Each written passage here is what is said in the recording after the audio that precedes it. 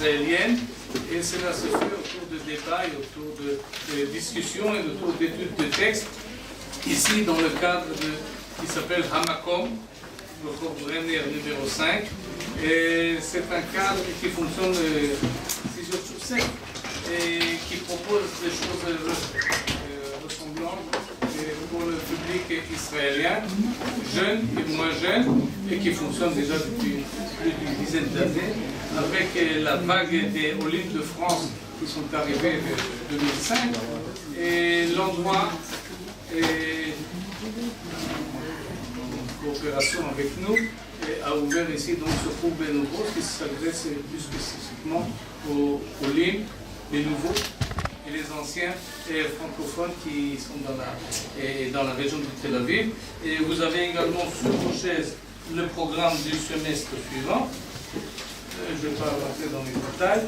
D'une manière générale, il y a des cours tous les mercredis soirs et également le mercredi matin. Et on essaie d'agrandir les activités, les Shabbatot, les activités autour des fêtes et Yom Kippour, Rosh Hashanah, Sukkot, l'allumage des bougies à Hanouka, fête de Purim, etc. pour essayer de créer une certaine communauté de réflexion et de pensée autour des classiques du judaïsme. Je n'ai pas besoin de présenter une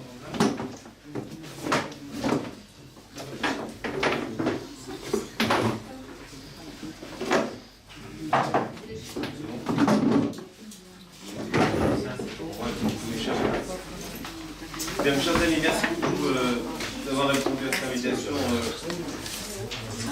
séminaire. Non, on va juste laisser finir. C'est bon, tout est fini, on y va. J'ai répondu évidemment positivement à la sollicitation de participer à cette réflexion dans le cadre du cercle de Brousse, avec juste une petite correction à ce que le fils du professeur Brousse a dit. Il a parlé des...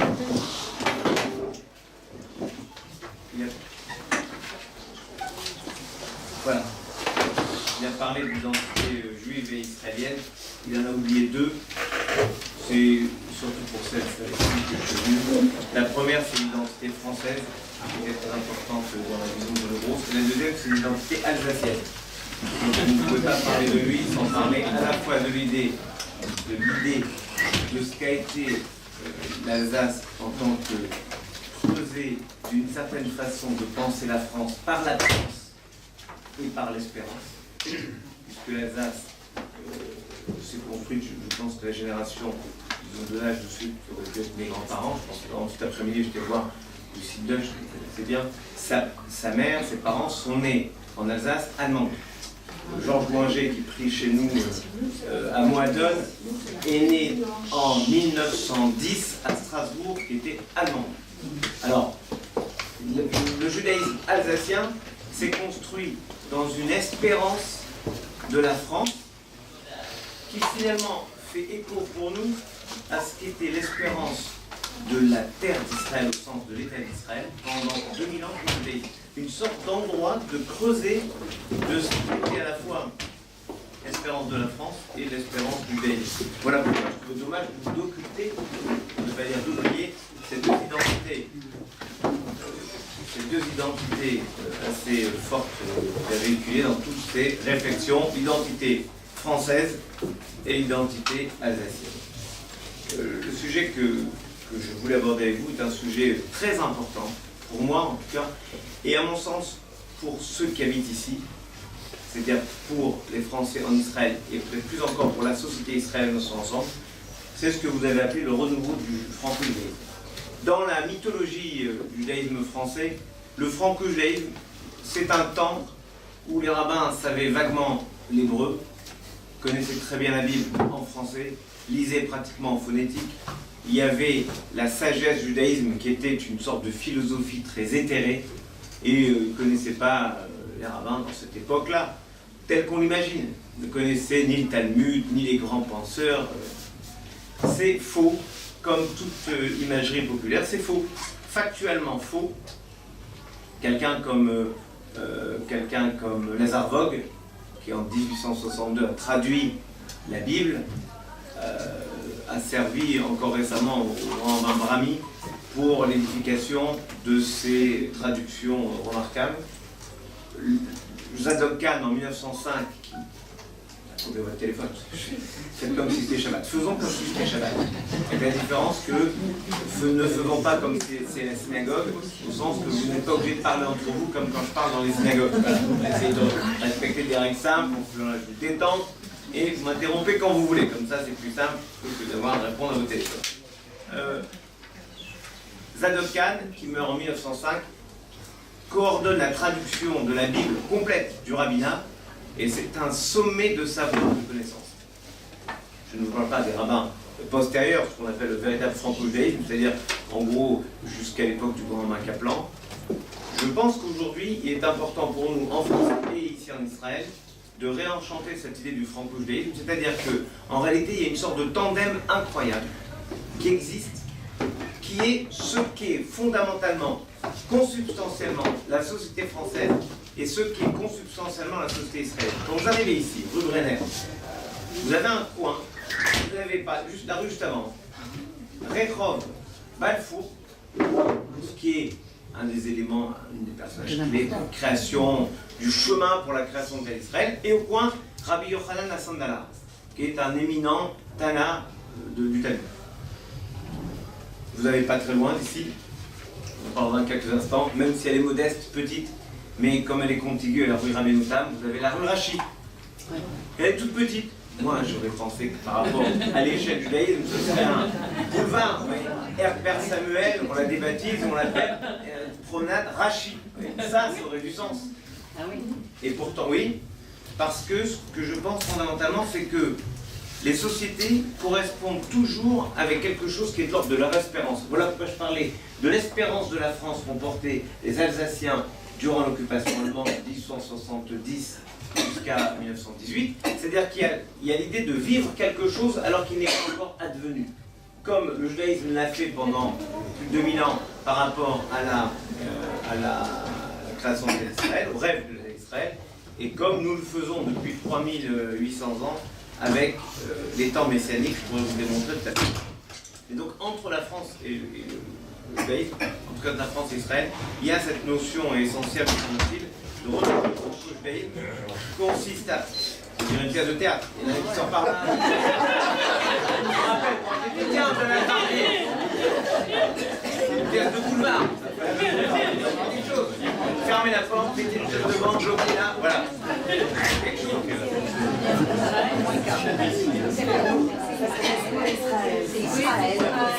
C'est pas la ponctualité alsacienne. Ben voilà, on a démarré à 20h30, 00. C'est comme ça, la vie devrait être comme ça. Et donc, je pense qu'il y a quelque chose d'essentiel pour nous en France à avoir la capacité à réenchanter ce lien entre ce qu'est fondamentalement la France et ce qu'est fondamentalement le judaïsme, et qu'en Israël, la société israélienne à laquelle je ne donne jamais aucun conseil parce que eux, les Israéliens, vivent ici, alors que nous, on vient ponctuellement en vacances, et donc moi, je m'interdis tout jugement, mais je peux juste dire que fondamentalement, consubstantiellement, pour prendre le même mot pour la France, les valeurs sont assez proches et qu'il y a nécessité de vivre une forme d'espérance. S'il n'y a pas d'espérance, alors on stagne, on arrête, on est là où on est, et on contrevient à une de mes phrases préférées qui vient du Talmud traité Kala Rabati, page 53a, j'ai mon contrôleur de gestion talmudique devant moi. Erov et Hashema, aime ce qui est en devenir, ce qui est peut-être, Usna et Ameborach, et déteste ce qui est béni, connu. En gros, l'inverse de tout ce que nos grands-mères nous ont appris. Nos grands-mères nous ont toujours dit un tiers vaut mieux que deux, tu l'auras. Eh bien, le Talmud nous dit exactement l'inverse. 2, 3, 10, tu l'auras.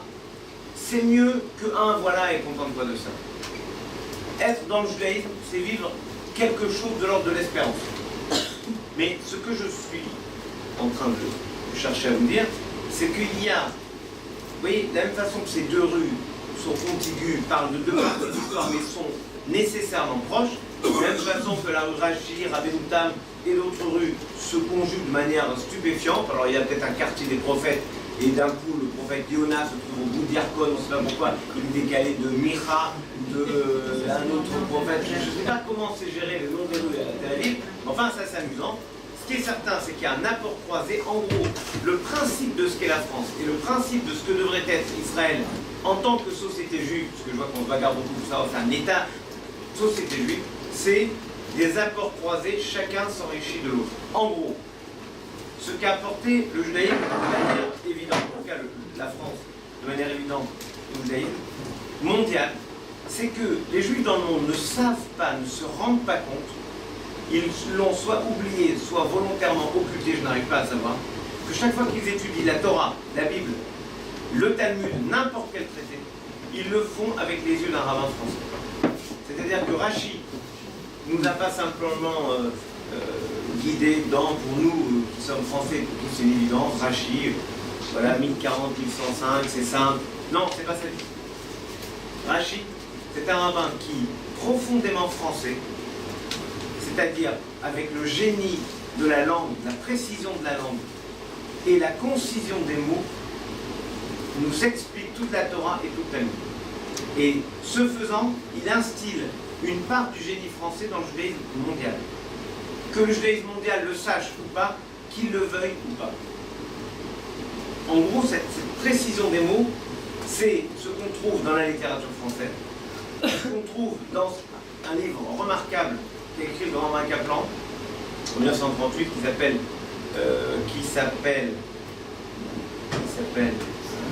Pour Israël. Alors ça me reviendra, le titre me reviendra dans quelques instants. C'est un livre dans lequel il va chercher dans toute la littérature française ce que les auteurs peuvent dire de remarquable sur le judaïsme, avec beaucoup de mauvaise foi. C'est-à-dire qu'il prend par exemple des passages de Voltaire remarquables, témoignages pour Israël. Il prend des passages remarquables de Voltaire en occultant d'autres qui sont beaucoup moins laudatifs pour le judaïsme.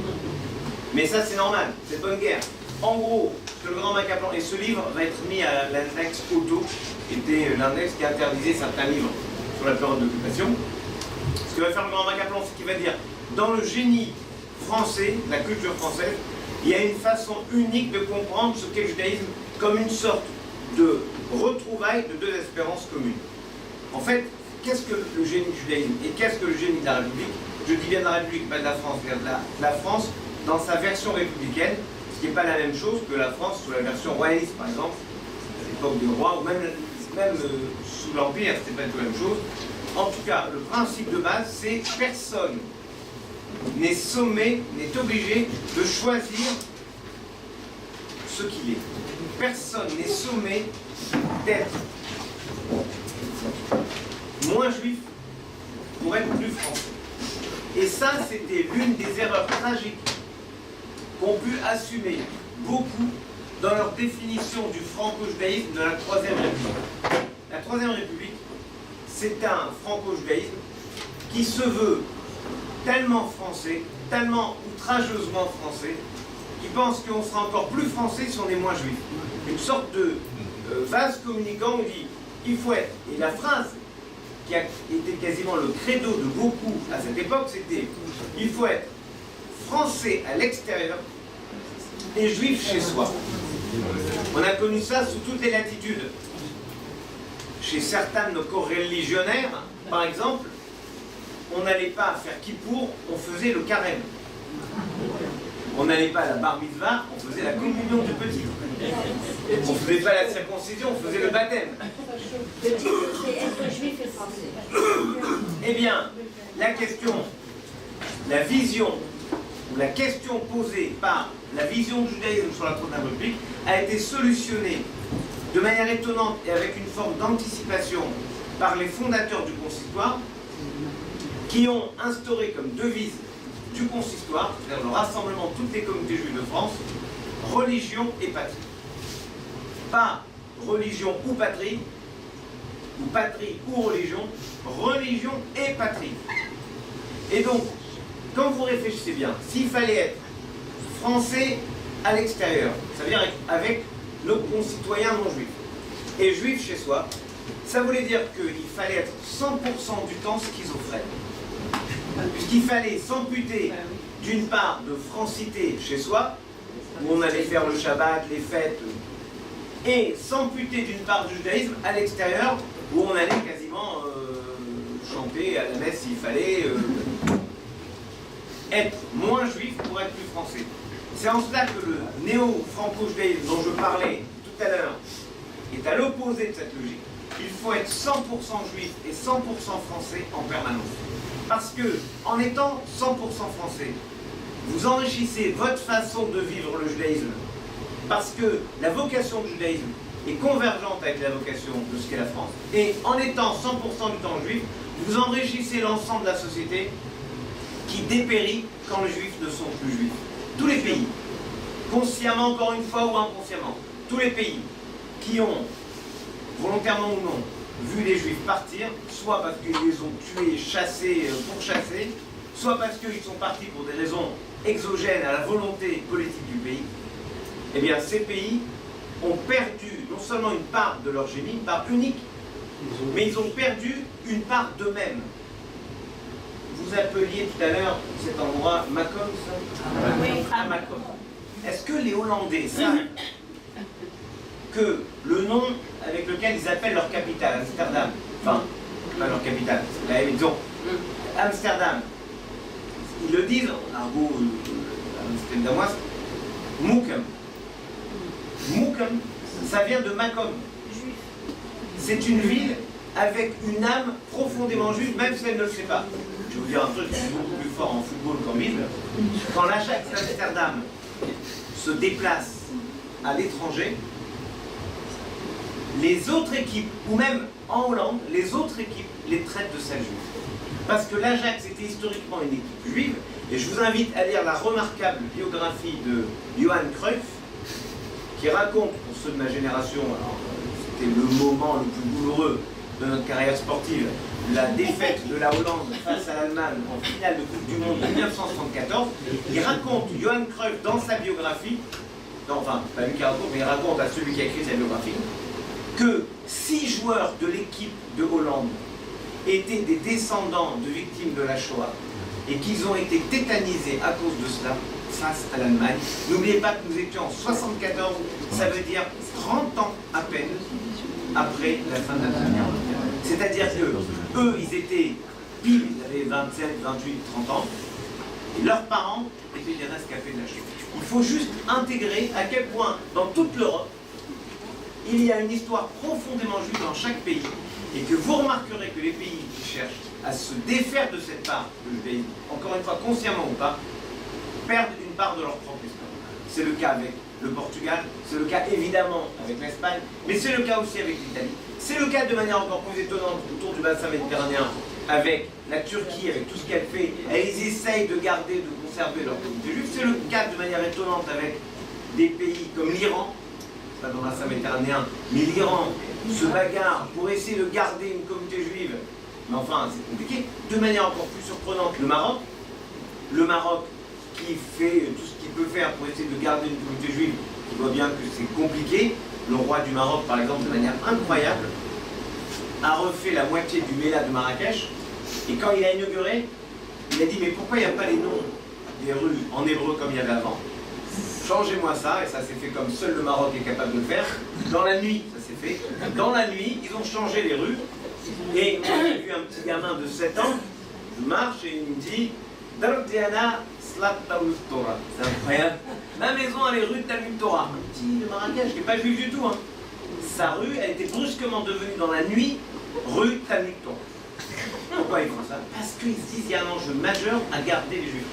Et donc, ce que je voudrais partager avec vous, je ne tiens pas à vous dire ça c'est super, ça c'est pas bien, il vaut mieux être ici, il vaut mieux être ici, chacun construit sa vie comme il entend. Mais il y a une convergence d'espérance et de vision du monde entre ce qu'a été l'espérance de la France, et si vous en doutez, relisez certains passages du livre de Bernard-Henri Lévy sur le génie de ce qui est à la fois le judaïsme et le génie de la France. Et il parle de Rachid effectivement, mais il parle de choses étonnantes comme les rois de France. Les rois de France qui se construisent comme les successeurs des rois de la Bible. La fleur de lys, par exemple, j'en parle pas, mais on va en parler. La fleur de lys. Je suis allé à Saint-Jean-d'Acre la semaine dernière avec le Keren Esod. La fleur de lys, c'est les chevaliers francs qui, dans le crâne énorme, dans lequel, vous savez, les marches sont tellement grandes pour pouvoir rentrer à cheval dans le château, ils voient cette fleur magnifique, ils la ramènent en France et ça devient le symbole de la France. Si on leur disait aux royalistes en France que c'est un symbole juif, ils mourraient sur place. Mais c'est simplement. Et donc il y a une sorte de convergence de toutes les époques entre ce que le judaïsme peut porter à espérer et ce que la France le fait. Pourquoi? Je disais, personne n'est sommé de choisir son identité. Et moi, il y a un commentaire que je trouve extraordinaire, et je dis que c'est probablement une poétesse qui a reçu en 1987, une poétesse polonaise, a reçu le prix Nobel de littérature en 1996. Elle explique que la plus belle chose qu'on puisse trouver, c'est lorsque Rachid dit « je ne sais pas ». Et c'est probablement, à mon sens, un des plus beaux commentaires de Rachid. Quand Rachid nous explique quelque chose, ça devient limpide. Quand il dit « je ne sais pas », ça ne nous enferme pas dans le texte. Ou ça ne nous enferme pas dans ce qu'il ne sait pas, ça nous force à prendre notre envol et à nous débrouiller seuls. En fait, à apprendre par nous-mêmes, ce qui est assez extraordinaire. Et d'une certaine manière, c'est exactement ce que nous propose la vision de la laïcité à la française. Je sais que c'est un concept compliqué à expliquer à des non-français, mais comme il vous reste assez de francitude, aurait dit une de nos candidates à l'élection présidentielle en 2007, il vous reste assez de francitude pour la comprendre, cette notion de laïcité. Laissez-moi vous l'expliquer et vous montrer comment elle est profondément juive. Qu'est-ce que la laïcité? Trois choses, me semble-t-il. La première, c'est la neutralité de l'État. L'État n'endosse pas une religion. Ce qui d'ailleurs dément formellement des inepties énoncées par les uns ou les autres, et je pense à quelqu'un en particulier, qui a dit « Moi, je suis français, je dois donc adopter la religion de ce pays ». À part sous Louis XIV, où la devise de Louis XIV était « un roi, une foi, une loi », et mal en a pris à nos concitoyens protestants, à part à ce moment-là, il y a toujours eu une grande liberté religieuse en France, toujours. De manière étonnante, même sous l'occupation, alors que le GIF rassemblait officiellement les communautés, enfin les institutions juives, le consistoire a continué et les offices ont continué. Le 8 janvier 1944, il y a une réunion à Lyon pour savoir si oui ou non on ferme les synagogues. Il y avait déjà eu la RAF dans la synagogue de Marseille, à Toulouse, il y avait eu les grenades lancées dans le péristyle de la synagogue de Lyon. Qu'est-ce qu'on faisait avec les synagogues? C'était de véritables souricières. 9 personnes se réunissent le 8 janvier 1944, 5 contre 4 décident de fermer les synagogues. Mais il rajoute, mais chacun adaptera en fonction des circonstances. Eh bien le résultat, c'est que pas une synagogue n'a fermé pendant la guerre. Incroyable, mais le rabbin, le grand rabbin Veil, est resté à Paris pendant toute la durée de la guerre. Et donc, le principe, c'est ça qui est étrange, le principe de la laïcité, c'est la neutralité de l'État. C'est ridicule de penser d'être plus français en choisissant telle ou telle religion, ou en ayant une religion. Ne pas avoir de religion, ou avoir telle ou telle religion comme on l'entend, c'est l'un des fondamentaux de ce qu'est la laïcité, neutralité de l'État. Deuxième principe éminemment important, la liberté, j'énonce bien, de pratique religieuse. Et pas liberté de conscience, qui ne veut rien dire. Liberté de conscience, c'est chacun croit ce qu'il veut. Liberté de pratique religieuse. Les incidences, par exemple, sont essentielles pour nos étudiants qui ont des examens Shabbat et les jours de fête. Et la troisième chose, qui est à mon avis une vision nouvelle, un ajout à ce qu'a toujours été la laïcité historiquement, c'est l'État a besoin de ce que les religions peuvent apporter. Donc, quand quelqu'un vous dit « Oui, mais ça, c'est une entrave à la laïcité, une atteinte grave parce que vous faites ça », c'est normal. Et je peux vous le démontrer par la seule vérité absolue dans tout État qui se respecte, les impôts. Pourquoi? Parce qu'en France, quand vous faites un don au diocèse, à la paroisse protestante, à la mosquée ou à la synagogue, ou à une association religieuse, l'État vous défiscalise 66% du don. Vous croyez que c'est pourquoi? Pour les beaux yeux des rabbins, des prêtres, des pasteurs, des imams? Pas du tout. C'est parce que l'État a bien conscience que quand vous œuvrez pour du religieux, il y a une partie qui contribue au bien commun. Et donc, l'État attend que les religions participent aussi à l'édification d'un bien commun. Quand vous envoyez des enfants à la mer avec le secours catholique, que ce soit avec le secours catholique, le secours populaire, le secours protestant, le consistoire, qui vous voulez, Kazib, Kojazor, Lozé, qui vous voulez, vous envoyez des enfants de la République faire une activité importante pour eux. Et donc, l'État a bien conscience, par la seule vérité absolue pour un gouvernement, les impôts, que quand vous œuvrez pour le religieux, vous œuvrez aussi pour le bien public. Et donc, à mon sens, c'est trois piliers très importants: neutralité de l'État, liberté de pratique religieuse et contribution à l'édification du bien public. Une fois que vous avez ça, vous avez ce qu'est, d'une certaine manière, la laïcité, c'est-à-dire l'idée de ce qu'est une société, en tout cas dans le judaïsme. Et c'est là qu'intervient un commentaire de Georgie Ansel, qui était le gendre, qui est pour le gendre de Lévinas, sur un colloque des intellectuels juifs de France, colloque auquel Benros participait de manière plus que très régulière, parce qu'il était l'un des initiateurs, en tout cas il était dans ce mouvement pour lancer ces colloques. Georges Ansel explique que quand la Gemara dit « Celui qui n'habite pas en Terre Sainte, domé les miches et Enlo Eloa, ressemble à quelqu'un qui n'a pas de Dieu. » C'est plutôt culpabilisant pour ceux qui n'habitent pas en Israël. C'est-à-dire, ça ressemble à quelqu'un qui n'a pas de Dieu. Il explique ça différemment. Il dit « Ça ressemble, domé, c'est tuer, donc va chercher à ressembler à. Rapproche-toi les miches et Enlo Eloa de quelqu'un qui ne met pas en avant de toute chose son Dieu. Autrement dit, approche-toi d'une vision laïque. Choisis une société qui a une vision laïque, au sens une société qui se construit non pas sur la primo-identité religieuse, mais sur un engagement citoyen. Et donc on comprend mieux ce que dit le Talmud. En Terre Sainte, c'est compliqué d'éliminer le fait religieux. Il est partout. En Israël, on le voit maintenant, on l'a vu au cours du temps, c'est une évidence. En revanche, partout ailleurs dans le monde, le système laïque, c'est-à-dire qu'il ne met pas en avant la religion, est quelque chose d'essentiel. Et je vais essayer de vous démontrer dans le Talmud, dans le traité Sanhédrin, page 99 à Zoué, par là, au fond du sang, la Gemara dit, il y avait à Shiloh le tabernacle, avant qu'il ne soit installé à Jérusalem. Et à 4000 de là, à 6 km de là, il y avait un temple idolâtre consacré à l'idole Micha. Et il faisait des sacrifices en même temps. Et quand il faisait les sacrifices, les fumées se mélangeaient pour monter au ciel. Et donc les anges du service divin disent à Dieu, c'est quoi ces idioties? Il y a les fumées là, idolâtres qui se mélangent avec les belles fumées de ton temple, ton tabernacle. Si tu veux, on va détruire cet temple idolâtre. Et Dieu répond aux anges, calmez-vous. Cette idolâtrie de Micha consiste à déposer de la nourriture au pied de l'idolâtre. Or, ce sont les pauvres et les voyageurs qui n'ont rien à manger qui mangent cette nourriture.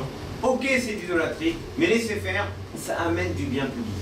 En gros, Dieu leur dit, ok, c'est d'idolâtrie, mais dans la mesure où il y a du bien public, pour ceux qui en ont besoin, laissez faire. C'est des choses qu'on aurait beaucoup à méditer chez nous et chez vous. Je pense notamment à des situations où chacun s'est élevé en disant c'est un scandale, c'est grave, machin. La réalité, c'est qu'il faut toujours voir est-ce que ça amène du bien public, du bien pour le public, bien collectivement ou pas. La neutralité d'État, liberté de pratique religieuse et apport, contribution au bien public, ça implique une chose, parler et agir ensemble. Aucune société où on interdit aux gens différents de parler et d'agir ensemble ne peut avancer sur le chemin dont je parle. Pourquoi? Parce que agir et parler ensemble, j'insiste sur les deux concepts, agir et parler ensemble, échanger, ça veut dire que chacun accepte l'idée assez iconoclaste de ne pas détenir seul la vérité. Si vous dites que vous avez seul la vérité, vous n'avez aucun intérêt à écouter les autres et vous n'avez aucun intérêt à les laisser agir puisqu'ils vont soit qui sont contre ce que vous pensez et c'est nul, soit ils vont agir non conformément à ce que vous pensez qu'il faut faire et c'est pas bien.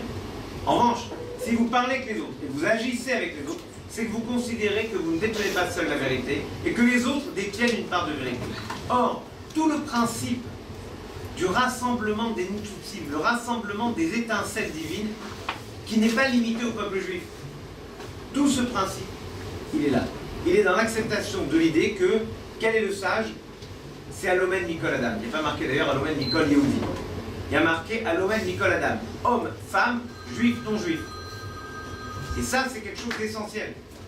Donc, quel est le sage? Celui qui est capable d'accepter l'idée qu'il y a des étincelles divines, des étincelles de vérité, chez chacun et chacune de celles et ceux qu'on peut rencontrer ici, ailleurs, quelle que soit son origine, quel que soit ses engagements. Il faut accepter de se nourrir des uns des autres et rassembler les idées, les valeurs, les vérités de chacun.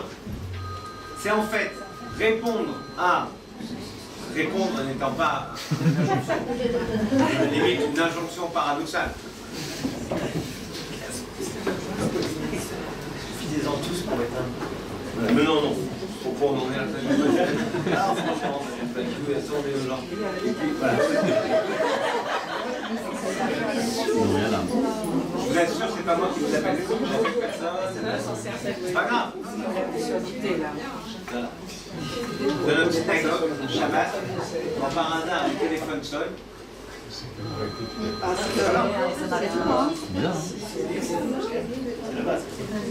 Bien, alors regarde, passe. C'est où? C'est dans le bureau. Ah, c'est dehors. C'est dans le bureau.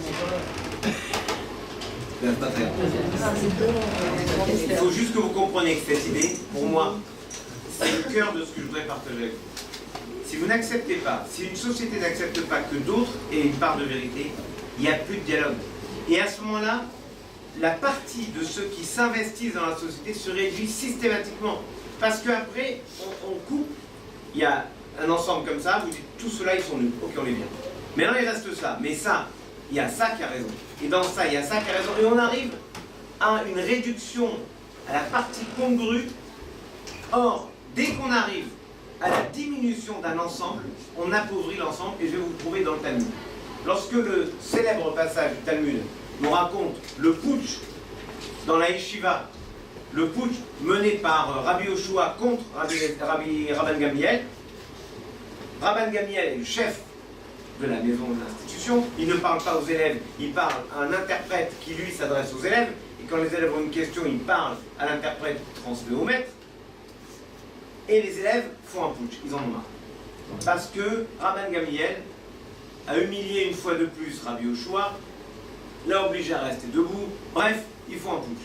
Il le remplace par, après diverses tentatives, diverses tergiversations qui font paraître les tergiversations autour de la nomination du président, enfin du directeur général d'Air France, KLM, pour vraiment de la gnognotte. Après avoir tenté Rabbi Akiba, avoir tenté l'un, l'autre, il décide de choisir Rabbi Lazar Ben Azaria, qui avait tout juste 20 ans. 18 ans. Ça a augmenté? Il avait 18 ans. Are Ani Keben Shivim Shana, disons le soir de la Haggadah. Ne me voici comme si j'avais 70 ans, mais j'ai pas 70 ans. La nuit, il a accepté d'être grand rabbin de France, et il a eu brusquement les cheveux tout blancs, il a eu des pellicules, il a eu le stress et machin, voilà. Et il a eu ses cheveux qui ont blanchi dans la nuit. Et il fait des transformations radicales dans les yeshiva. 1, il renvoie à l'interprète. Il parle directement aux élèves, et les élèves lui parlent directement. 2, il ouvre la Torah, l'étude de la Torah, à tout le monde. À l'Yeshiva de Rabban Gamliel n'était autorisé à participer ou à l'étude que les élèves Toho Kebaro. L'intérieur comme l'extérieur. Déjà, qui devait décider qui est à l'intérieur comme l'extérieur? Il y aurait presque une forme d'orgueil à dire moi je peux venir parce que moi à l'intérieur c'est comme l'extérieur. Mais dans l'extérieur, en quoi c'est important? Est-ce que quand vous êtes habillé de telle ou telle façon, c'est mieux? Est-ce que c'est un enjeu d'ailleurs majeur pour votre société ici en Israël, où on définit la réalité de la vie religieuse supposée de quelqu'un en fonction de ses habits, mieux en fonction de la taille de sa kippa, en fonction mieux de la couleur de sa kippa. Or moi, de ce point de vue, j'aime beaucoup la phrase magnifique du Rav Mazouz qui a dit « Kippa shrora » kippa, enfin kippa noire, kippa crochetée, afilou kippa bakis, même la kippa dans la poche, c'est la même chose. Et donc Rabbi Lazar Ben Azaria, qu'est-ce qu'il fait? Il rajoute 700 bancs. Pas 700 chaises, 700 bancs. Tout le monde vient. Tout le monde. Et j'imagine des gens avec des kippas en papier, d'autres qui le téléphone portable il sonne. Non mais, comme nous, dans la synagogue chez nous, par exemple, j'ai déjà vu, je pense que les grandes synagogues, les vraies synagogues, je vais vous dire comment on se sépare. Une synagogue où quelqu'un, malheureusement, il vient, son téléphone sonne Shabbat à la synagogue. Si tout le monde fait chut, en gueule, vous avez un problème cette synagogue. La synagogue où je vais parfois avec mes amis, nous on a trouvé une ruche magnifique. On tousse pour camoufler la sonnerie. Et à la deuxième, s'il ne comprend pas, quelqu'un va le voir en lui parlant. Mais les deux premières fois, on fait. Ce qui fait que quand par hasard quelqu'un a vraiment envie de tousser, on met du temps avant d'aller lui donner un bonbon. Ça veut dire que Rabbi Elazar ben Azaria ouvre la participation à l'étude à tout le monde, même ceux qui ne savent pas. Et vous savez ce qui se passe ce jour-là, ce qu'on appelle dans le Talmud Bo Bayom. Bo Bayom, ce jour-là, toutes les questions en suspens, toutes. Il y a des fois des questions où on dit, on verra, lorsque le prophète Élie viendra, on lui demandera. On ne sait pas, t'écoutes, on ne sait pas. Ce jour-là, quand on a fait rentrer tout le monde, toutes les questions ont été résolues. Toutes. Ça veut dire que quand vous augmentez la masse des intelligences, y compris dans celles qu'a priori la caste supérieure pourrait considérer comme insignifiante, vous augmentez l'intelligence globale. Or ça, c'est la définition idéale de ce qu'est la société française et de ce qu'est la société juive. Définition idéale. Je n'ai pas dit que c'est comme ça qu'on fonctionne. J'ai dit c'est comme ça qu'on rêve notre République. Et c'est comme ça qu'on rêve le judaïsme. Si je vous raconte ça à propos du Talmud, je pourrais vous le raconter, par exemple, dans Yitro. Est-ce que vous vous rendez compte que Yitro n'est pas juif? Contrairement à ce que certains pourraient penser, il n'est même pas tunisien. Même pas. Yitro n'est pas juif. Et son nom est donné à la section dans laquelle il y a les 10 commandements. Pourquoi? Parce qu'il donne à son beau-père un conseil. Il lui dit, écoute, à son gendre, il dit à Moïse, écoute, c'est formidable, tu es sorti d'Égypte, je suis impressionné, c'est génialissime, fais ce que tu veux, c'est magnifique. Ok. Mais, il lui dit, mais, je vois que tu as le peuple sur toi du matin au début, c'est le chapitre 18 de l'Exode. Tu as le peuple sur toi du matin au soir, tu ne pourras pas seul faire ça. Ni c'est bon, ni pour toi, ni pour eux. Regarde ce que tu vas faire. Tu vas prendre des chefs de 10, chefs de 20, chefs de 50, chefs de 100, chefs de 1000. Chacun gère à son niveau, et toi, tu gères les grandes choses. Les Tadavar à Gatol, Yevi ou El Moshe. Les grandes choses, il les amène en rond. En gros, il lui demande de faire une organisation pyramidale. Évidemment, Moïse, qui sortait d'Égypte, voulait fuir les pyramides. Mais je suis sérieux. Moïse rejette tout ce qui vient d'Égypte. Or, en Égypte, il y avait un système pyramidal, c'est pas uniquement architectural, c'est parce qu'il y avait les aînés qui étaient les chefs, et ensuite, chacun gérait. Moïse dit, finis ça, chaque individu, après tout, est aussi digne d'être traité par moi, donc je m'occupe de chacun. Mais il ne peut pas.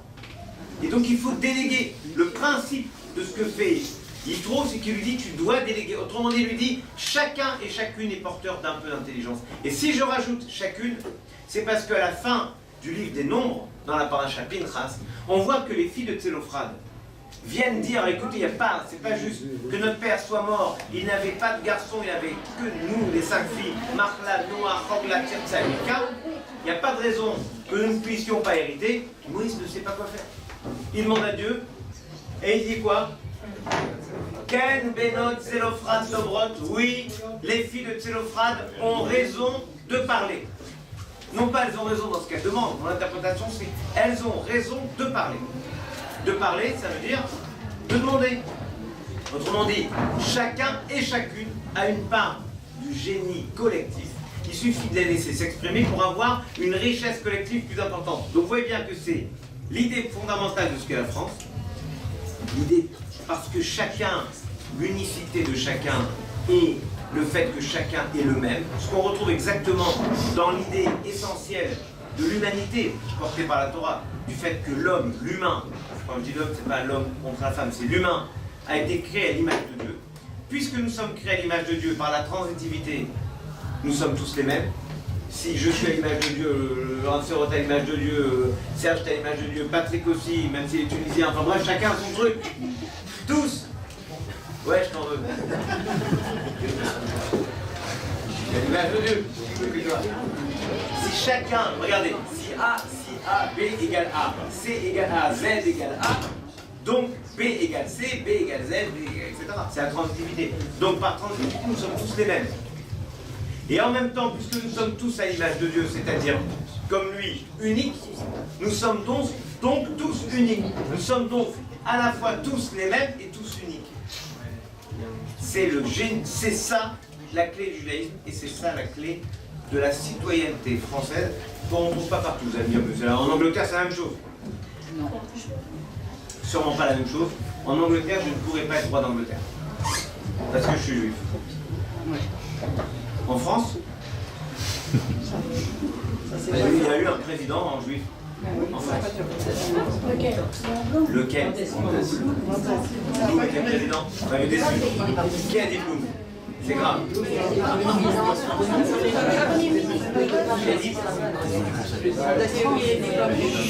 suis. Non, pas du tout.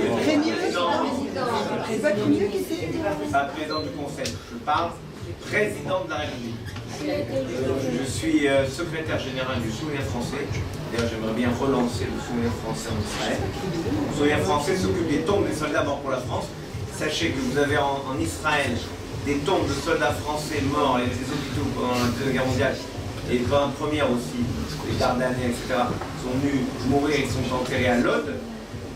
Et vous avez la tombe que j'avais fait refaire à Saint-Jean d'Acre, la tombe du général Caffarelli, avec 6 de ces soldats qui tombaient sur le temps de Saint-Jean d'Acre.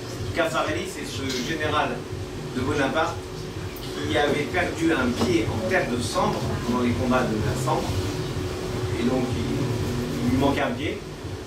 Il est mort ici à Saint-Jean d'Acre. Et la tradition veut que Bonaparte aurait dit sur sa tombe, il est enterré en terre sainte, mais il a gardé un pied en terre de France. Et donc, au Souvenir français, Le président, j'y arrive. N'ayez pas peur, je n'ai pas perdu le fil de ma pensée. Je suis donc secrétaire général du Souvenir français. À ce titre, nous avons lancé il y a 2 ans une campagne pour nous occuper des tombes des présidents. On s'est rendu compte que parfois les familles des présidents gardaient leurs tombes, mais parfois les tombes de nos présidents de la République peuvent être abandonnées. Il y a une tombe qui était quasiment en déshérence et on a décidé de nous en occuper. On a refait cette tombe et on a dit on va vérifier toutes les tombes des présidents. Il y en a 19. La plus dure à trouver, c'est celle de Giscard. Et donc on a... C'est méchant. On veut, mais alors c'est filmé, c'est honteux. Sortez pas ça. Il y a 19 tombes de présidents. Et donc on a décidé que les membres du conseil d'administration, les délégués généraux du Souvenir français par département, iraient fleurir les tombes le 14 juillet. Je suis donc allé sur la tombe du président. Alors je donne son nom, ça y est. Oui, alors. Fini. Oui, allez. Le président Millerand, dont la maman était une Caïn d'Anvers. Il n'est pas resté longtemps, effectivement, parce qu'il était élu avec les voix du cartel des gauches, et donc il a été ensuite remplacé par un président qui a été assassiné, puis par Albert Lebrun en 1932. Donc, je ne pourrais pas être impossible pour moi, roi d'Angleterre, en Angleterre, tout simplement parce que j'ai une citoyenneté limitée au fait que je n'ai pas la religion idéale pour être roi d'Angleterre. C'est pas que ça me titille en me rasant le matin ou le soir, c'est juste une factuelle. Je n'ai pas le même type de citoyenneté. Or, en France, la citoyenneté est identique pour chacun et chacune. Donc nous sommes tous les mêmes, chacun étant unique, ce qui, à mon sens, est la grande volonté de la Torah à la sortie d'Égypte. L'Égypte est une société qui massifie ses habitants. Il n'y a pas un nom d'Égyptien dans la Torah, à part M. Poutifar, pour le simple fait d'ailleurs que sa femme s'intéressait beaucoup à Joseph. Mais en dehors de ça, il n'y a pas un nom d'Égyptien. Allez-y. Pharaon, c'est un titre. Grand échanson, c'est une fonction. Grand panetier, même topo. Sarah Tabarim, même chose. Beth Assoar, le chef de la prison, c'est la même chose. Il n'y a pas un nom. Parce que c'est une société qui massifie les individus pour nier leur spécificité. Or, Voilà pourquoi Moïse, sortant d'Égypte, refuse de massifier le jugement apporté aux Hébreux et veut s'occuper, lui, de chacun et de chacune. Et Yitro lui dit non. Et donc, la Torah va ajouter le génie d'un non-juif, Yitro, à ce qu'est le judaïsme. Autrement dit, une part d'étincelle divine était chez cet homme, et on va récupérer cette part d'étincelle, de la même façon que les pays vont récupérer les parts d'étincelle du génie français pour la France, mais ça marchait pour la Belgique, pour ceux qui ont été quelque temps en Belgique, etc. De sorte que l'idée phare de ce qu'est l'espérance française, c'est de rassembler tous les éclairs de génie pour retrouver ce qu'est le judaïsme, ce qu'est la France. Même chose pour le judaïsme. On est ensemble et là on fait une unité. Prenons par exemple les 613 commandements. Personne ne peut faire les 613 commandements. Vous avez bien conscience que c'est ridicule de dire on va faire les 613 commandements. Vous ne pouvez pas être à la fois homme et femme. Quoique maintenant si. Mais disons globalement, normalement, non. Normalement non. Vous ne pouvez pas être Kohen Gadol et roi et Israël. C'est pas possible. Vous ne pouvez pas être le Kohen et que l'autre main vous lave les mains parce qu'elle est Lévi. C'est pas possible. Comment on fait les 613 commandements? C'est qu'il suffit de se rassembler. Et vous avez, il y a deux façons en fait. Première façon simple d'étudier les 613 commandements. Quand vous les étudiez, c'est comme si vous les faites. La deuxième, c'est de vous rassembler. Et quand vous vous rassemblez, chacun en accomplissant peut-être qu'une, on arrive à fonder les 613 commandements. Et je pense que les ennemis absolus de l'espérance qu'est la France et de l'espérance qu'est le judaïsme, et donc de l'espérance que devrait incarner aussi l'État d'Israël, l'ennemi absolu, c'est la division. La division. Quand je vous parlais du Rav Mazuz tout à l'heure, c'est que j'étais sidéré par le fait qu'en fonction, je ne parle même pas religieux, anti-religieux, je ne parle pas juif, non-juif, je ne parle pas druze, arabe, je ne parle pas de tout ça. Prudence, je vous dis simplement, entre la couleur de la kippa, il y a des gens qui vont se détester, peut-être même ne pas se compter dans le minyan. Je me rappelle, rappelez-vous, en France, on était sidérés par l'histoire d'une pauvre petite dans un moshav ou je ne sais pas où l'école où elle était religieuse, elle était religieuse, mais pas assez par rapport à la couleur des bas ou de la robe ou je ne sais pas quoi. Et ça fait un bins parce qu'ils ont voulu la jeter de son école.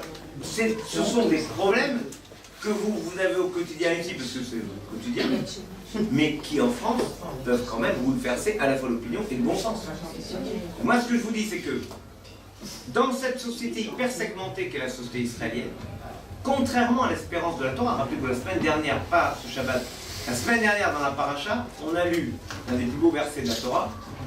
Bani matem Hashem Elokechem, vous êtes les enfants de Dieu, lotit godedou, ne vous tailladez point pour un deuil. Et les commentaires disent Al ta'asu agudot agudot. Ne faites pas des clans et des clans. Arrêtez ce qu'on fait à merveille. C'est maladif la façon qu'on a. Et en France d'ailleurs, la société française se construit aussi comme ça.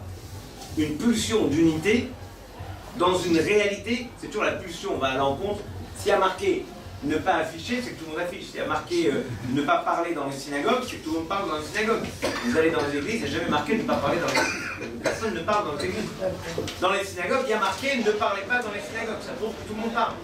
Donc si on dit il faut arriver à l'unité, ça prouve qu'on ne fait pas l'unité.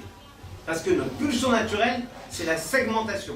Et il faut être capable de revenir à ce qu'est le rêve, l'espérance, et j'appelais tout à l'heure du judaïsme, et l'espérance de ce qu'est la France, pour arriver à combattre cette pulsion de segmentation, pour arriver à l'unité. Et je dis bien unité et pas uniformité.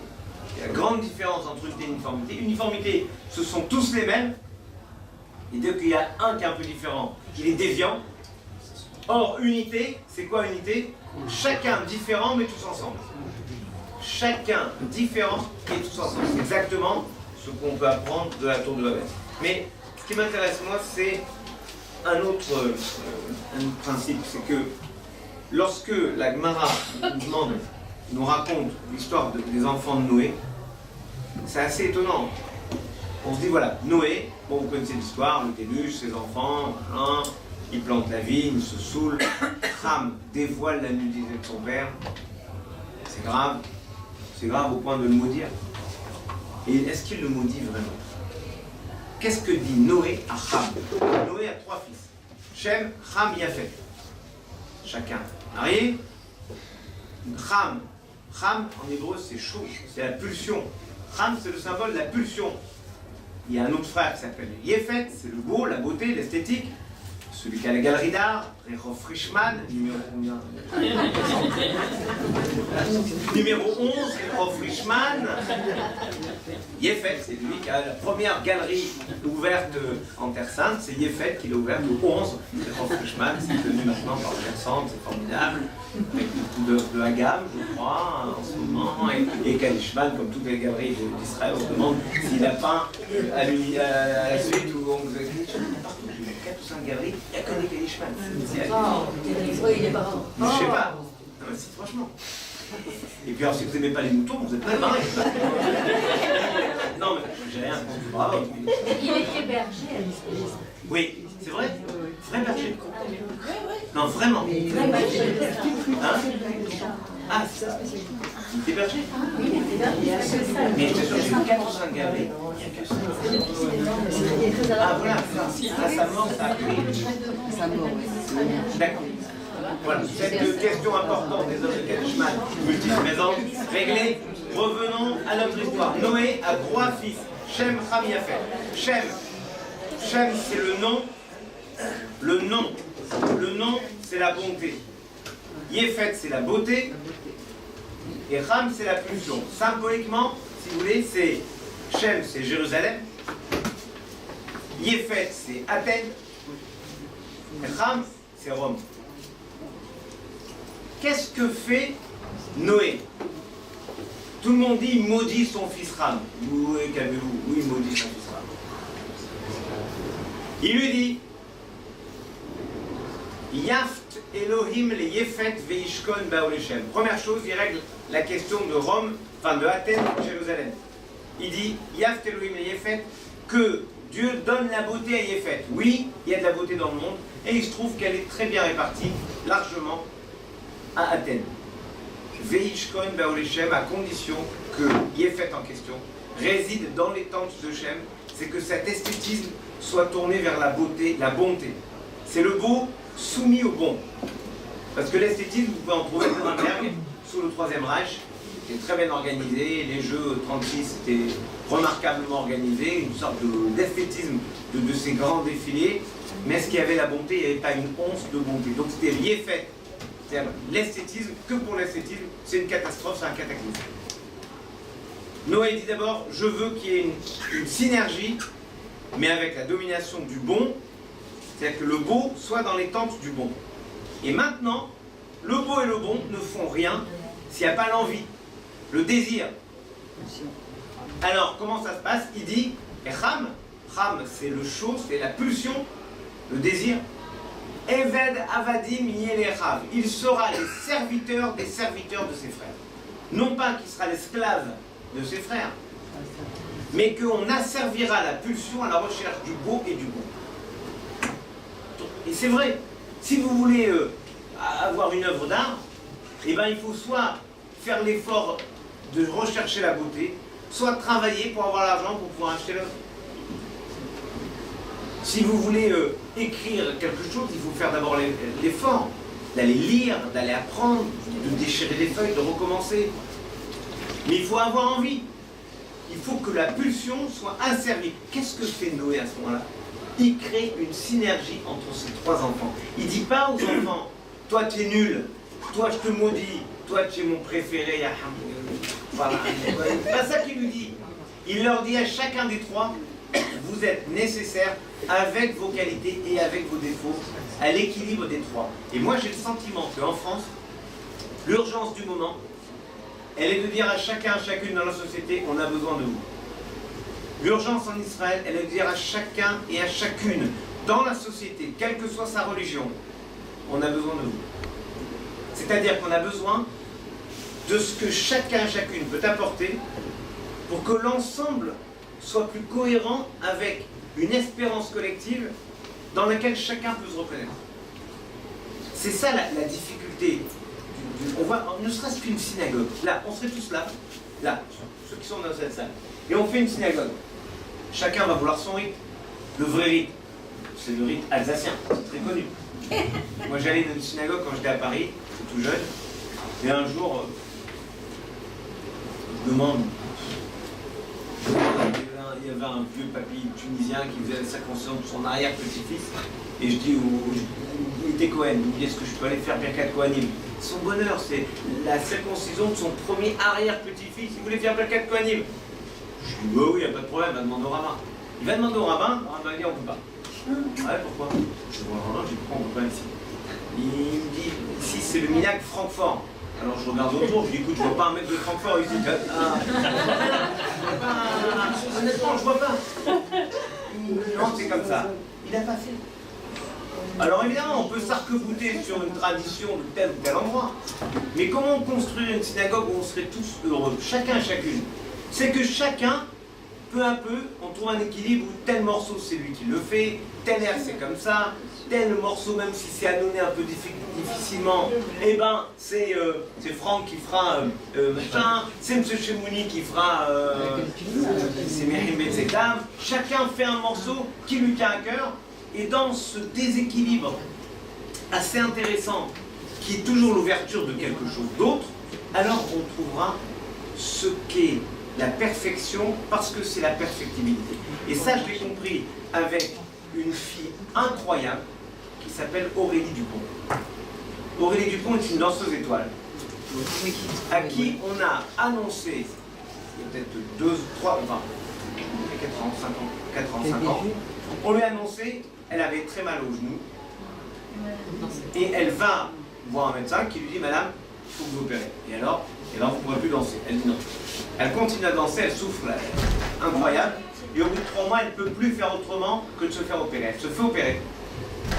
Et quand elle se fait opérer, le médecin lui dit, c'est fini pour vous la danse. Elle dit non.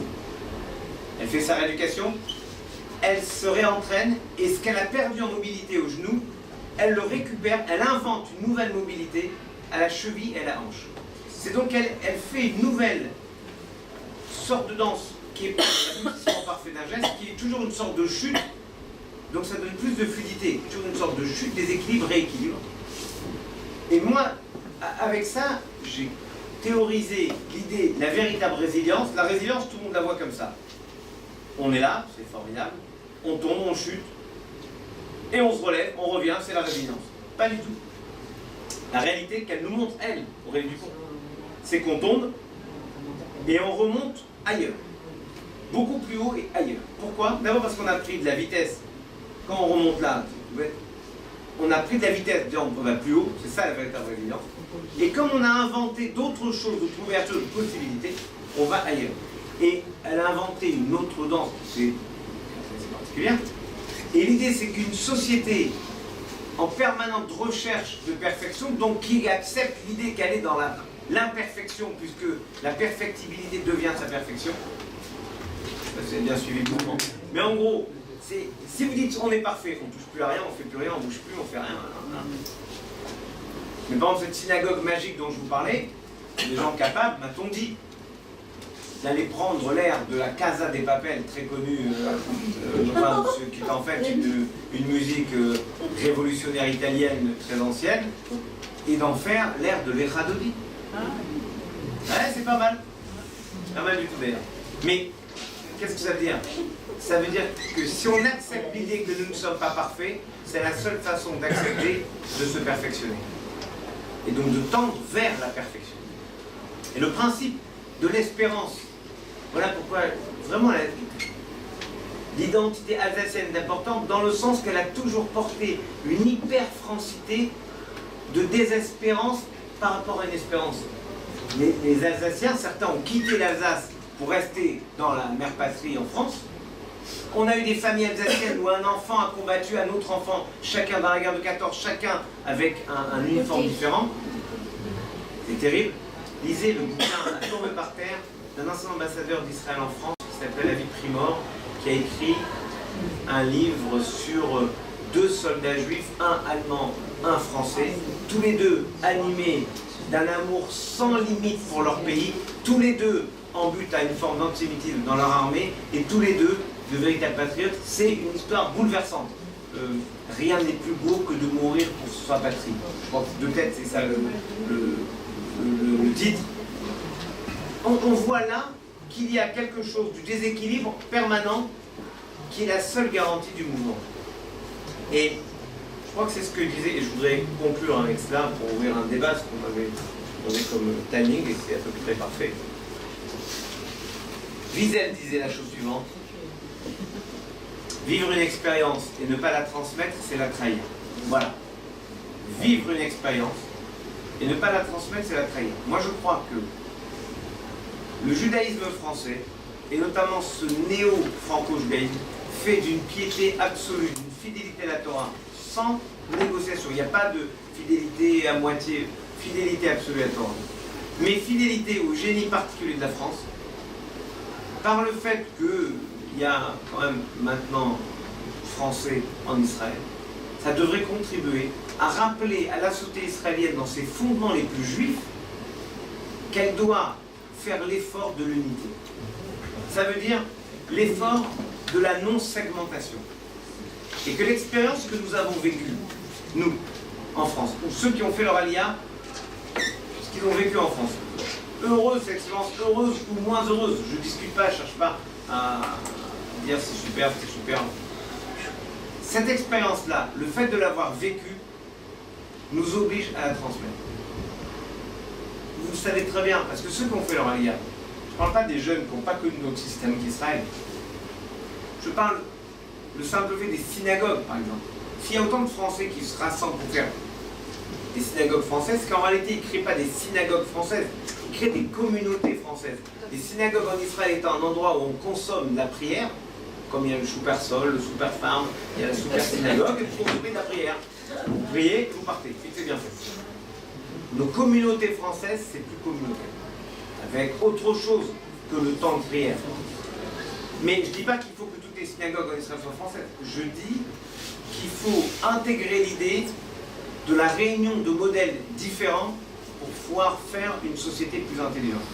Et ça, c'est la chose la plus forte qu'on pourrait essayer, nous, par le fait que nous avons vécu cette espérance d'unité. C'est jamais la réalité de ce qu'on vit qui est important. C'est l'espérance qu'il y avait dans cette réalité vécue. Et la deuxième chose, c'est Georges Braque, l'inspirateur de Picasso et l'inspirateur de Breton, d'ailleurs, tout le monde l'oublie, mais c'est lui qui a inventé le cubisme avant Kupka, avant Picasso. Braque disait « J'aime la règle qui corrige l'émotion ». Et c'est aussi ce que la société française, avec nos blocages, dont j'ai parfaitement conscience, et nos limites, essaye de porter. C'est-à-dire qu'il y a des règles, que ce soit des règles de civilité. Moi, j'ai rien contre. Le côté nature et direct de la société israélienne, israélien en particulier. Mais si vous êtes français, bien français, c'est dur de vous faire engueuler quand on vous dit bonjour. C'est dur, je ne vais pas vous raconter les 10 derniers jours ici. Enfin, entre le portier de l'hôtel qui ne voulait pas me laisser rentrer dans l'hôtel parce que mes amis étaient dans les appartements de l'hôtel au 20e étage et que l'ascenseur de Shabbat était dans l'hôtel et pas dans les appartements et que moi je voulais plutôt prendre l'ascenseur de Shabbat plutôt que de taper les 20 étages à pied et qu'il a dit non. Il a fallu qu'il appelle Michael Bitachon, que le Michael du Bitachon ou le Bitachon du Michael est venu en question. Si vous voulez, moi j'ai une habitude plus polissée des rapports qui veulent qu'en général dans un hôtel on nous dise bonjour, bienvenue, qu'est-ce que vous voulez, oui, des choses simples. Mais je sais bien que bonjour, que voulez-vous, comment allez-vous, ce sont des mots certes un peu inusités dans la société.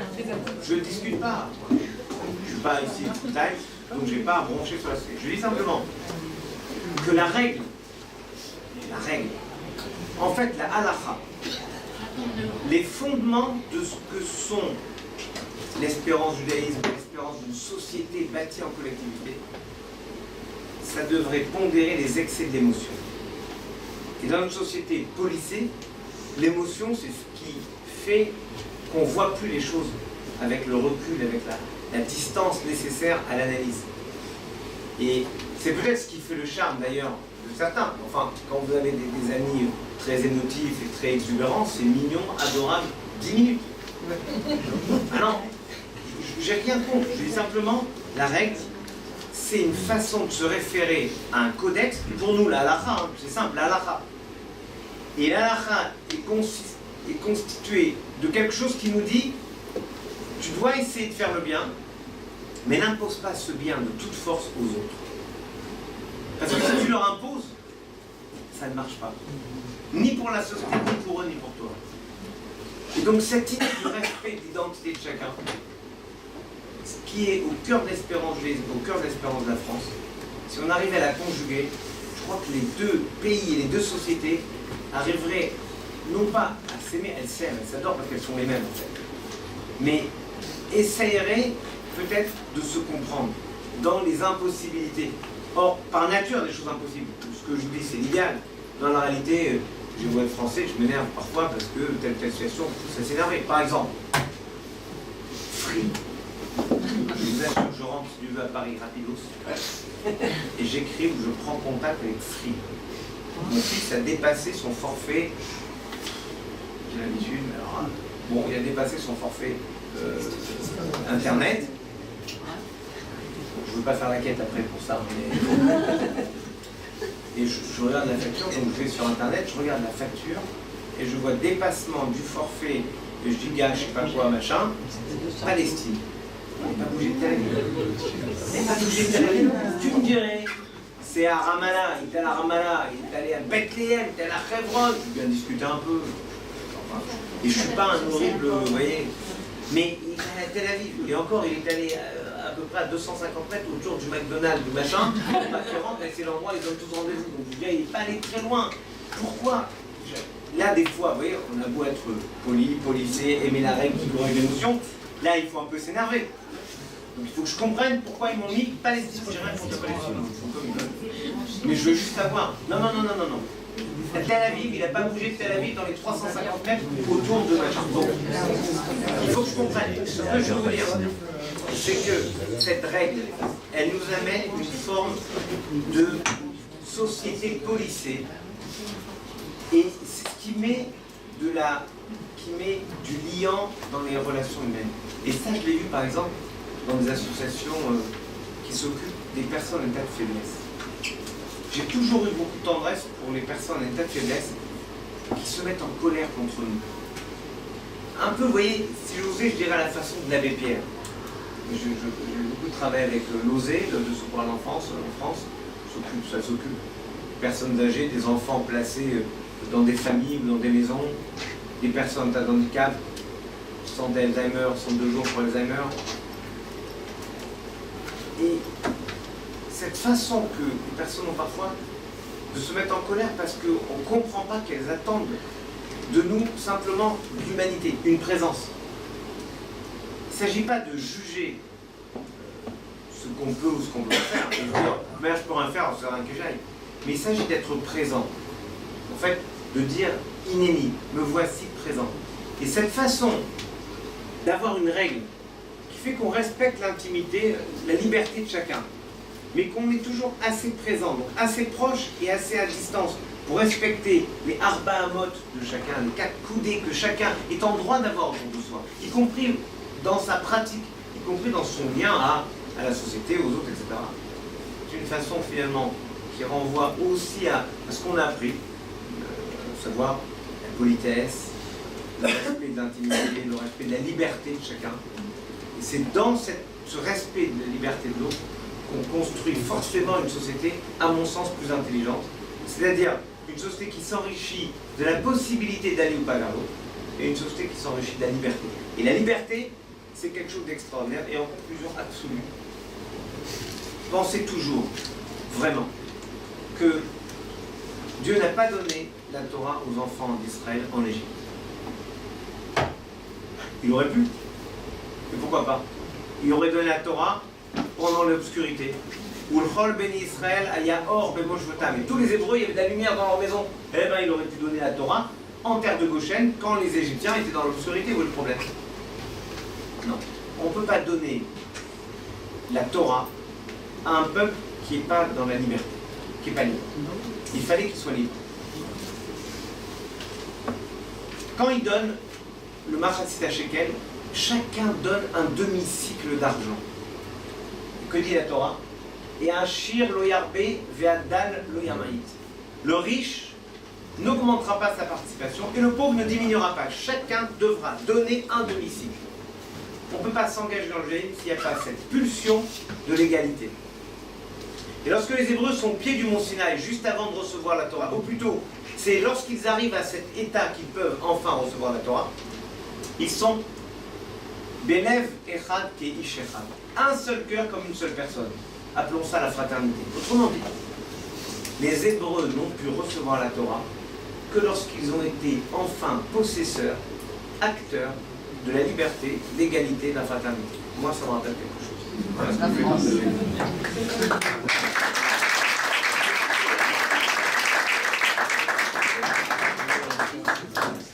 Une question? Non, ça va? Tu l'as reçu comme ça?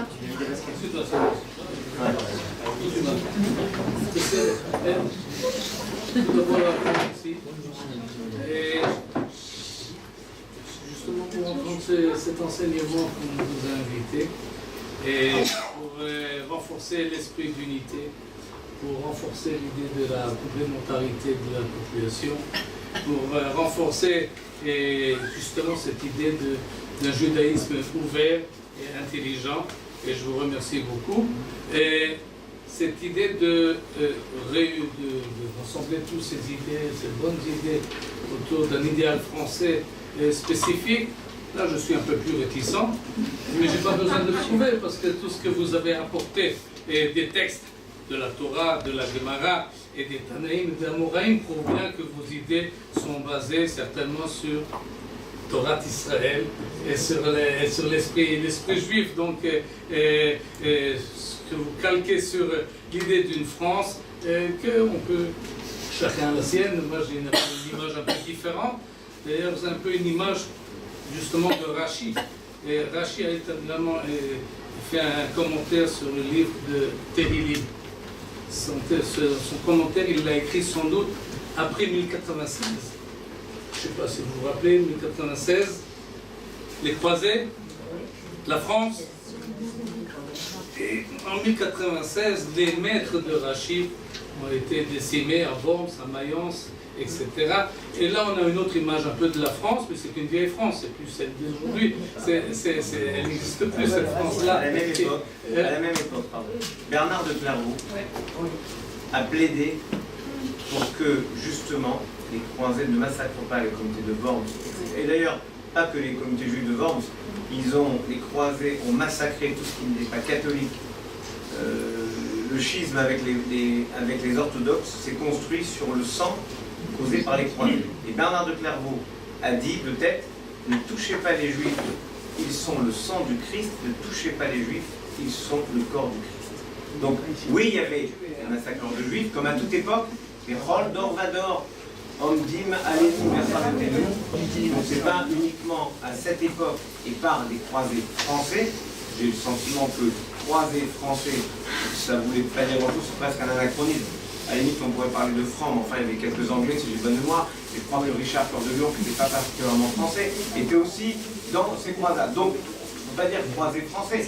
Maintenant, si on remonte jusque-là, la vraie question, c'est que c'est probablement l'âge de 60 qui a été cassé par un juif. Donc, on va pas remonter à ce point. Ce qui est certain, c'est que, au moment, chaque fois, et c'est le principe essentiel des justes, chaque fois qu'il y a un abaissement de la France, il y a toujours quelqu'un, heureusement, pour porter une idée conforme à l'espérance de ce qu'est la France, pour sauver au moins l'âme de ce qu'est cette France. Parce qu'évidemment, si vous me dites, j'ai eu ça, c'est un sujet important, parce que je sens une forme de ressentiment que j'accepte. J'ai été en Italie, rencontrer l'ensemble des dirigeants communautaires italiens. Ok, 400 personnes, des rabbins, ce que vous voulez. Ils sont, et je prie avec eux tout le Shabbat, que je suis le nièce, machin, je peux faire un commentaire, le cours, je fais le vendredi soir, c'est samedi matin, après l'office. Donc je prie avec eux. Il faut savoir que le rite romain, c'est très proche du judaïsme. C'est un droit. Et d'ailleurs, ils sont très fiers de vous dire, les Italiens, je fais des Italiens dans la salle, Ils vous disent, nous ne sommes ni Ashkénazes ni Séfarades, nous sommes Italiens. Oui, c'est romaniste. Oui, c'est romaniste. Ça, c'est beau. Voilà, ils font comme ils veulent, ok? Et donc, ils font la prière pour l'État d'Israël, formidable. La prière pour Tzahal, formidable. Et ils continuent à acheter. C'est tout. Moi, je dis rien. Je suis pas en France. Parce qu'en France, j'aurais arrêté l'office, j'aurais fait la prière pour la République. Bien sûr. C'est vital. Et pas parce que ça me plaît. Parce que le prophète Jérémie disait Itpanelam Bishlom Hashem Malchut, priez pour la paix dans le royaume où vous êtes, parce que de sa paix dépend ta paix. Bon, mais peu importe. La prière pour la République, c'est essentiel. Dans mon commentaire, après, je pose innocemment la question. J'ai été surpris, dis-je. Ils sont tous là. J'ai été surpris de voir que vous faites la prière pour l'État d'Israël, ce qui est bien, pour le Tzahal, formidable, et vous ne faites pas pour l'Italie. Ça m'a surpris. Président de la conférence des rabbins italiens, à l'époque le rabbin de Milan, je ne vais pas demander si c'était Milan AC ou Inter, pas de gros mots, même si vraiment, autant, ils ne pas là-dessus. Rabbin de Milan se lève. Tout le monde est là, il se lève, silence, il se lève, la conférence. Et il dit, je voudrais répondre, ouais. Et bien voilà, vous comprenez, Mussolini, ah ouais, je dis, ah vraiment, c'est formidable votre remarque, mais enfin, nous avec Pétain, c'était pas mieux. Mais si vous êtes aussi gêné par l'histoire de Mussolini, il n'y a qu'une seule solution, il faut quitter l'Italie. Vous allez à Miami, vous allez à New York, vous allez où vous voulez, vous allez même en Israël si vous voulez. Mais vous ne pouvez pas dire, je ne suis pas à l'aise avec une part de mon histoire, et je ne l'accepte pas. Quand il y avait Pétain en France, et il faut toujours être redevable à Jacques Chirac d'avoir arrêté cette uchronie qui consistait à dire non, on dit uchronie au sens de belle histoire qu'on se raconte en imaginant que la France c'était que De Gaulle à Londres et qu'il n'y avait pas de France ailleurs, que c'est faux. Jacques Chirac, le 17 juillet 1995, a bien dit dans son discours, je le dis, ce jour-là, la France commettait l'irréparable. Et donc, c'est l'idée que il y a des choses dans notre histoire qui nous dérange profondément. Je ne suis pas un fanatique absolu, vous imaginez bien, de Louis IX. Et je préfère appeler Louis IX que Saint-Louis. Je ne suis pas non plus un fanatique de Philippe le Bel. Quant à Philippe Auguste, il n'a pas été remarquable. Philippe le Bel, d'ailleurs, qui a pris un arrêt d'expulsion des Juifs en 1306, qui n'a pas été particulièrement respecté. Les Juifs ont été expulsés en 1396. Mais c'est toute notre histoire. Quand vous épousez quelqu'un, vous devez aussi épouser la belle-mère. Ça vous ne pouvez pas forcément, mais vous épousez toute la famille. Eh ben, c'est la même chose. Donc en fait, on ne peut pas être dans la segmentation de notre histoire. C'est aussi ça l'effort d'unité. Et il ne s'agit pas de dire tout était formidable. Regardez par exemple comment, sur une période formidable par rapport au judaïsme, Napoléon, il y a eu aussi des choses étonnantes, insupportables. Le serment morais-judaïco imposé en 1808 aux Juifs. Au moment où on faisait le consistoire, qui était formidable, une organisation du judaïsme français, à ce moment-là, on impose aux Juifs le serment morais-judaïco, qui est une aberration intellectuelle. Mais on trouve Louis XI, qui fonde l'État, ce qu'est la France, le moderne, c'est Louis XI qui la fonde. Louis XI. Il est beaucoup moins antisémite, personne ne peut être aussi antisémite que Louis IX. Mais disons, il est quand même sur la lignée, c'est pas... Et il y a aussi cela, c'est que quand j'entends des gens qui me disent oui, je fais pas la politique, je fais pas la prière pour la République française, pourquoi vous ne le faites pas? C'est parce que la décision de la France concernant l'UNESCO, le machin, le truc... je dis, attendez, vraiment, il y a quelque chose d'étonnant. Si vraiment, de deux choses. Un, Jérémie n'a pas dit il fallait la Bishlo Machem Malchut que quand les votes à l'Assemblée de l'ONU te plaisent. Je n'ai pas marqué ça. Quand Jérémie, j'ai bien cherché. Deuxièmement, imaginons qu'il faille conditionner l'état du pays pour faire la bénédiction ou pas. On fait une bénédiction pour quelqu'un de malade. Donc si on pense qu'il faut l'améliorer, c'est là qu'il faut le bénir. Donc d'une manière ou d'une autre, il faut bénir la République parce que c'est notre responsabilité. Et je pense que si, et moi je suis très touché du fait que de plus en plus dans les discours des politiques français, ils rappellent l'unicité de notre prière pour la République pour en faire un modèle pour les autres communautés religieuses. Il n'y a pas un discours d'un président de la République, d'un Premier ministre, maintenant, je peux vous garantir, d'un ministre d'importance qui vient parler à la communauté juive, sans rappeler l'importance des mots que nous prononçons. Que l'Éternel accorde sa protection, sa bénédiction à nos forces de l'ordre, à nos soldats, qui à travers le monde défendent la France et ses valeurs. Leur courage, leur ténacité, leur force morale sont notre honneur. Mais ce qui est écrit là, c'est une autre façon de dire que nous, avec notre prière, on contribue aussi à essayer d'atteindre, malgré les imperfections, l'idéal de ce qu'est la France. Et s'il ne plaît pas, c'est d'autant plus important de s'associer à le transformer et à l'améliorer. Voilà, tout ça pour vous parler des croisades de Worms. Maintenant, Très bien, je vais laisser la parole à l'observant, tout ça. Moi, je voudrais vraiment, vous allez vous prier pour la République française. Moi, je vais commencer à prier vraiment pour vous, parce que vous avez vraiment, la France a beaucoup de... Non, pas dans le sens parce que déjà vous êtes malade. Non. Mais bon, parce que vraiment la France a vraiment beaucoup de chance de vous avoir comme rabbin de la France. Parce que je me souviens, bon, je ne suis pas très vieux, mais je me souviens avoir entendu plusieurs fois, que ce soit des grands rabbins de France ou des rabbins de communauté, j'ai jamais vu quelqu'un qui est autant, d'abord qui s'identifie autant avec l'histoire de la France, parce que c'est aussi notre histoire, comme vous avez tout à fait bien dit, c'est aussi mon histoire, moi, même si je suis arrivée ici à l'âge de 17 ans, et aujourd'hui, surtout aujourd'hui, parce qu'on n'a peut-être pas parlé de tous les dangers qu'il y a en France, mais on a besoin de quelqu'un de fort, un bulldozer comme le Rav Korchian, à la tête de... Non, mais c'est vrai, parce que je l'ai vu aussi en Belgique, mais pour essayer comme idée de sauver ce qui reste, parce qu'on est...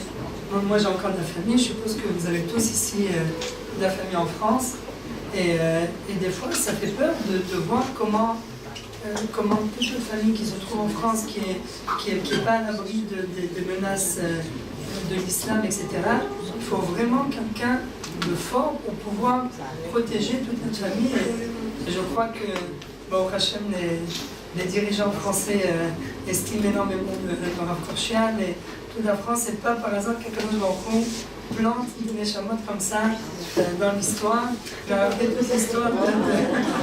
Oui, il faudrait le faire venir en France. Ah non, ça y est, j'ai quitté la Belgique. Vous savez, c'est marrant parce que je l'ai vu en Belgique, et il m'a vraiment plu.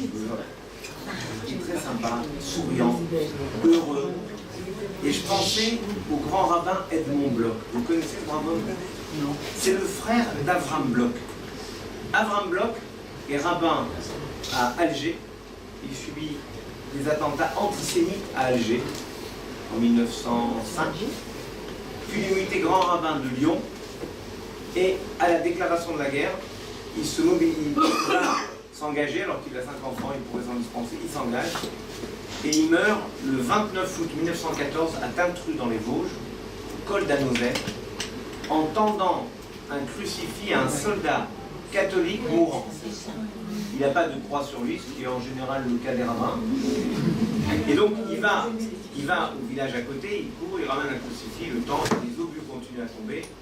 Et c'est devenu le symbole de l'engagement pour la France, quelle que soit l'origine, y compris pour quelqu'un qui était positivement plutôt pas philosémite. Vous voyez, encore j'ai utilisé un euphémisme assez sérieux, Maurice Barrès, qui n'était vraiment pas du tout philosémite. En 1917, il écrit un bouquin qui s'appelle « Les diverses familles spirituelles de la France », dans lequel il signale ce geste-là comme le geste ultime de fraternité de la République. C'est un texte assez formidable qui va, d'une certaine manière, contribuer à la réconciliation. Ce qui est étonnant, ça c'est Avram Bloch, 29 août 14 à Tintru. Son frère, Edmond, est grand rabbin de Bruxelles. Et les Allemands arrivent en Belgique et ils disent il faut faire la prière maintenant pour le Kaiser. Et pas Kaiser Soze, pour le Kaiser. Et lui, il dit non, moi je continuerai à faire la prière pour le roi de Belgique. Et donc il est emprisonné pendant 3 semaines, et à la fin de la guerre, il est le héros, lui qui était français, il est le héros de la résistance morale belge, tout simplement parce qu'il était fidèle à quoi? À la Torah, qui dit « Ipalela Bishloma Hashem Anu » prie pour la paix dans le royaume où tu es. Et c'est incroyable, quand vous lisez le bouquin de Simon Schwarzschild, qui s'appelle « L'étoile et la francisque », il raconte qu'en 1941, Pétain convoque le grand rabbin Isaïe Schwartz, qui était grand rabbin de France, qui était à Vichy. Il le convoque en disant c'est un scandale, je veux que vous priez pour moi. Il n'y a plus de raison de prier pour la République, vous priez pour le maréchal. Le grand rabbin a dit ok. Paléna Bishloma Shel Mahmoud, on a prié pour le roi Louis XIV, on a prié pour l'empereur. Les rabbins ils veulent pas. Et il m'est arrivé quelque chose d'assez incroyable, je farfouillais dans les archives, j'ai écrit un bouquin sur le grand rabbin Kaplan, je farfouillais dans les archives du consistoire, et je vois, j'avais un vieux monsieur en face de moi, je regardais des ketubot, et moi je travaillais sur les documents du conseil d'administration, des trucs, pendant la guerre, c'est des documents très sensibles. J'ai un moment de stupeur, oh là, on est seul dans une salle, il y a le silence, les archives, et il me dit qu'est-ce qu'il y a, j'ai regardé, c'est extraordinaire, pardon, mais je viens de voir que là, le grand rabbin Maurice Liber, qui était directeur de l'école rabbinique pendant la guerre, enfin avant la guerre et après la guerre, Maurice Liber entend cet ordre de prier pour le maréchal Pétain et il décide de prier pour la République. Et là, le bonhomme, c'est terrible. Pour moi, c'était un acte héroïque incroyable. Je continue à prier pour la République. Il devient tout rouge, il me dit, mais vous vous rendez pas compte, il a mis nos vies en danger. J'étais là-bas quand il faisait la prière pour la République. Et si ça s'était su, on était tous bons pour être envoyés. Et là, on se rend compte que c'est une chose de juger les éléments rétroactivement et une autre de vivre sur le monde. En tout cas, je trouve très important cette idée de prier, c'est-à-dire la façon juste de s'engager dans l'histoire du monde. Bien. Est-ce qu'il y a des questions? Merci beaucoup. Il y a un téléphone de ce Non. Déjà de combien de temps? Merci de votre très agréable intervention. Je voudrais ajouter une note personnelle. Quand je me suis mariée en 1950, mon mari, qui était d'origine polonaise, c'était nombreux. Il n'était pas alsacien, mais moi j'étais d'origine alsacienne. Oui. Nous étions des Français de religion juive. Et ce n'est qu'avec le temps, nous avons pris conscience, comme beaucoup de gens qui sont ici ont fait leur aliyah, que nous faisons partie du peuple juif qui a une religion. Et ce n'est pas que nous sommes israéliens de religion juive. Nous faisons partie du peuple juif. Et là, j'ai l'impression que le juif de France, qui a une religion même très orthodoxe, il n'a pas saisi la dimension de peuple juif qui existe en Israël. Oui, mais c'est... D'abord, vous remarquez que je n'ai pas fait la différence orthodoxe. Je n'ai jamais dit qu'on est plus juif, qu'on est plus orthodoxe. D'abord, il faudrait parler probablement, vous voulez sans doute dire orthophrate. Je veux dire peuple, moi surtout. Voilà, parce qu'orthodoxe, parce que c'est quoi? Le juif de France ne fait pas partie. Dieu scrute les reins et les cœurs. Moi, si vous parlez d'orthopraxie, oui, à la limite. Et encore, je ne suis pas du tout convaincu. En revanche, je pense que le sentiment d'appartenance au peuple juif est une évidence pour tous les juifs de France. Une vraie évidence. Il y a un lien fort, il y a un lien évident, il y a un lien familial avec Israël, mais avec tous les juifs dans le monde. Il n'y a pas une segmentation qui voudrait qu'il y ait les super juifs en Israël, les moins super en France, les moins super ailleurs. Il y a vraiment Am Israël Chai. L'idée que le peuple d'Israël est une réalité ne date pas de la création d'Israël, il date de la création du peuple juif. Et mieux que ça, j'oserais vous dire, mais je ne suis pas là pour défendre ma position, moi je fais ce que j'ai envie et chacun fait comme il entend. Je vous signalerai juste qu'il y a eu une diaspora avant d'avoir un épicentre en Terre Sainte, puisque 2 tribus et demie, la tribu de Gad, de Réhouven, la moitié de la tribu de Ménaché, ont décidé de dire écoute, il y a pas mal de avenue Victor Hugo, enfin il n'y a peut-être pas avenue Victor Hugo dans la ville, mais enfin je veux dire globalement, il y a des pâturages plutôt sympathiques, et nous on a beaucoup de troupeaux. Donc ils ont dit, on reste là. Et qu'est-ce qu'a dit Moïse? Quelque chose de très intéressant pour nous, il leur a dit, aucun problème. Il est surpris d'abord, et puis il leur a dit aucun problème, il a demandé à Dieu, il a dit aucun problème. Si vous vous engagez à combattre pour le Kimusharet avec les autres, alors vous pouvez rester en dehors. Peu importe le lieu géographique où vous êtes, c'est que vous avez le sentiment d'appartenance. Parce que si on rentre dans une logique, à Dieu ne plaise, qui voudrait qu'il y ait un sentiment d'appartenance multiplié en fonction d'un coefficient géographique, je vous signalerai à mon grand désarroi que les habitants de Jérusalem considèrent que les hérétiques de Tel Aviv ne font pratiquement pas partie du peuple juif. Quant aux habitants du quartier de Mea Sharim pensent que tous ceux autour d'eux sont trucs, que dans Mea Sharim, ceux de la Réforme machin pensent que tous les autres sont des hérétiques absolus. Donc finalement, si vous rentrez dans la logique géographique, vous êtes forcément limité. En revanche, il y a vraiment quelque chose d'essentiel, c'est le sentiment d'appartenance. Et moi, je crois que c'est important. Dans ce que vous dites, il y a quelque chose de lumineux, et vraiment lumineux parce que j'ai découvert dans les comptes rendus du consistoire de Paris, en septembre 1952, le président du consistoire de Paris, qui s'appelait à l'époque Georges Wamser, qui avait été le secrétaire particulier de Clémenceau, Georges Wamser passe un savon, il n'y a pas d'autre mot, à son grand rabbin de Paris de l'époque, en lui disant, grand rabbin Jacob Kaplan, grand rabbin de Paris en 1952, c'est un scandale, j'apprends que certains rabbins utilisent le mot juif en chair. C'est un scandale, c'est un terme de Vichy. Vous avez raison, à l'époque on disait français israélite, quand c'était pas français de confession mosaïque. Et donc, et Kaplan répond en 5 septembre 1952, non, je ne vois pas ce qu'il y a de désobligeant et de déshonorant à utiliser le mot juif. C'est là, septembre 52, que la bascule s'est faite. Brusquement, il y a eu un retour de la fierté. Et ça ne m'étonne pas d'un homme, Kaplan, qui, le 3 juillet 1941, a écrit à Xavier Vallat, suite à l'obligation de se faire recenser en mairie pour tous les juifs.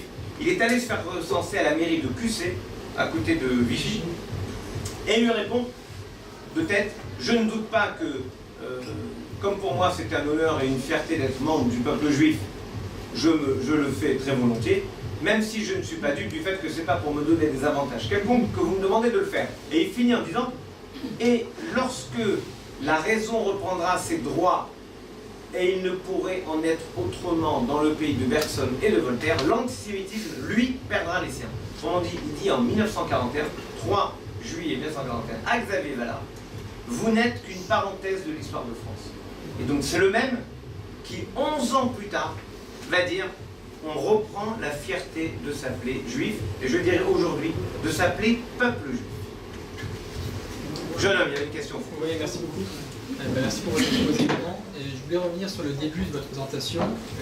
Vous avez présenté des convergences entre l'espérance française et l'espérance juive, un idéal ressemblant.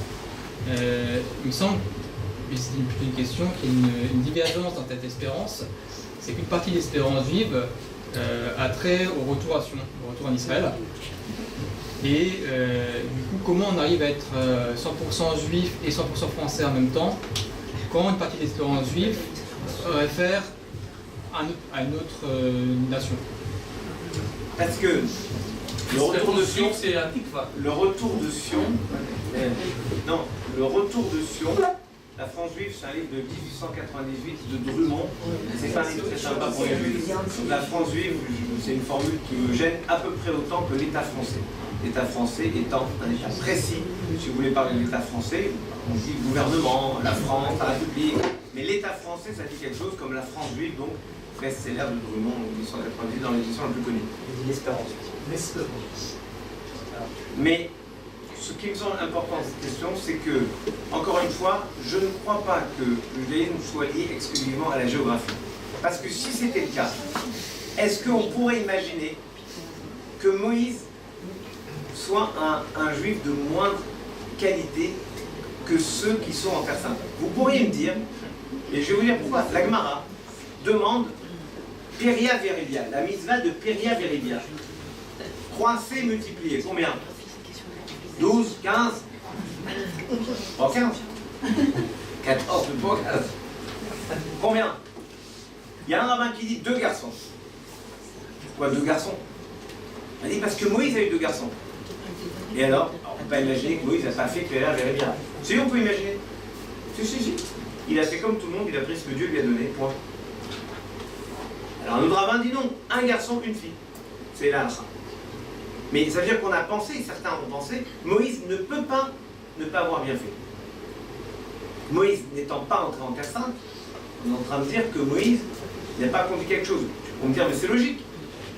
Jacob lui-même a tremblé devant Ésaü. Les commentaires demandent comment Jacob, l'homme saint, par excellence, il peut trembler devant ce rachat d'Ésaü.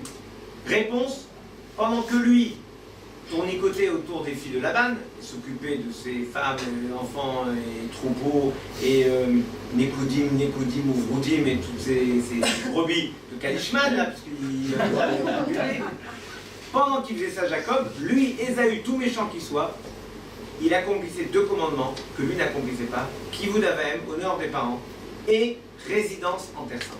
Comme si le simple fait de résider en Terre Sainte, sans rien accomplir, suffisait à contrebalancer l'ensemble. C'est une théorie. Je l'entends, on n'est pas obligé de la partager.